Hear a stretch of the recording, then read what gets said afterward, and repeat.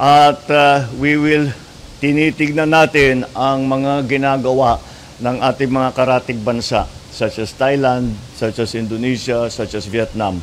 At baka meron tayong matutunan sa kanila na pwede nating na bagay dito sa Pilipinas. And that's the first thing that our new secretary will have to do.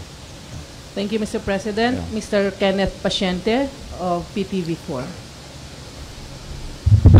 Good morning, Mr. President, and good morning, Secretary. To Secretary Laurel po. Sir, following your appointment, ano po yung marching order nyo naman po sa Department of Agriculture, sir? Thank you. Well, today I will proceed to the Department of Agriculture and meet everybody.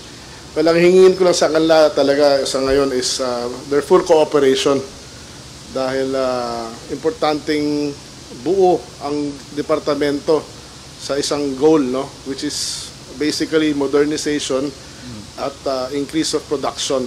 Yan ho ang marching order sa atin ni Presidente at yung mga plano ni Presidente i-implement namin to the letter. But I need the team to be intact at buo ang loob para magawa at para ma-meet ang targets and goals natin. Thank you.